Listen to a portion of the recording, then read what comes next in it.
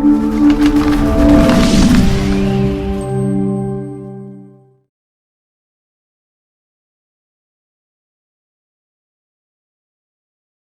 you. You're welcome. Thank you so much. I'm looking forward to sharing a lot of insights and information in today's webinar. So thank you to everyone. Hopefully I get to come back to Spain. I was there a few years ago and I'm looking forward to visiting again very soon. So Leonardo, do you want to just talk to this one? Yeah, thank you very much for all our community and followers from PM offices. Just want to a friendly reminder to fill up our global survey of project and product management officers. Remember, after you fill up, you are going to receive a copy of the global results. We are talking about PMO, PMO, Agile Management Office, Value Management Office, risk management, change management, but all related, okay, with a PMO. So this is the slide for later at home. Please help us to fill up this survey to have more information for the current state of project and product management offices. Thank you very much for all. Thank you, Fatima. Go ahead, please. Wonderful. Thank you. All right, guys, let's get started. I hope you're bringing the energy because it is early here. So I'm going to try to give you as much energy as possible. Get ready for a lot of information. So make sure you have your pen and your pad ready to take some notes and write down some insights that you learned today. As Leonardo mentioned, I am currently the CEO and founder of Agile Mangement Office, the business and the concept. In my spare time, I also like to volunteer for the biggest national mental health association here in Australia. And I also am a corporate advisor for Aarhus University in Denmark, where we initiated some research in relation to the Agile Mangement Office concept a few years ago and have continued to do that. In addition to that, I also host the Agile Ideas podcast, but my professional passion has seen me govern change and work across projects, programs and portfolios and the PMO space in portfolios of $1 billion Australian dollars and 16 different industries globally. So I've had the opportunity to work 22 different companies and also in 16 countries. So very, very fortunate to have had that opportunity to do that. I wanted to share with you a little bit more about the story before I get into the details around the AMO concept, to give you a bit of an overview of the background. From a really early age, I was very curious and a problem solver and someone who naturally found ways to be resourceful. And that's when I fell into project management. So straight after secondary college, I fell into project management by accident, and I've been in project management for the last 16 years and absolutely love it.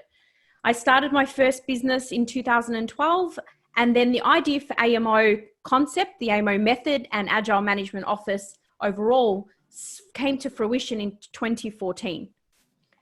I then applied my concept and my philosophy at a Big Four national bank here in Australia that I will tell you more about. And then the actual business itself was established in 2016. I then conceived the white paper in 2018, partnered with the university in 2019, and now continuing to work with clients across the world. My promise to you today is I'm going to help you understand why the AMO concept was conceived and the necessity for why it was conceived, take you behind the scenes of an AMO in action, introduce 5 approaches, techniques for your PMO agility, and tell you how we can stay connected. Globally, more and more organizations are moving to more agile ways of working.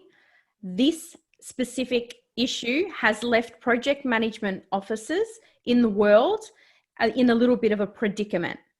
Basically, you need to transform the way that you work or you become dissolved.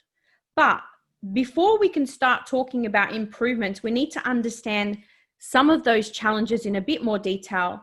And I thought it would be a good opportunity to take you behind the scenes of some of our research and look at the history of PMO based on the work that we've done over the last couple of years. What we've done is learnt from those challenges, learnt from those real life examples, and learnt from our customers in order to develop a concept that can work for everybody.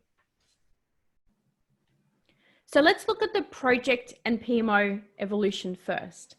So as part of our global white paper series, we took a look back at the history of PMO and where it's come to be today. We looked at undertaking on-site research with clients and discussions over about 2 or 3 years. We took interviews across 7 countries. We had interviews with academics in Australia and in Europe. We reviewed existing research papers and academic information available, and we ran a global survey as well. And what we found was there's a stark contrast between the history of project management, which you can see there's been quite a lot of evolution for. And when we compare that to the PMO, it's actually a very different story.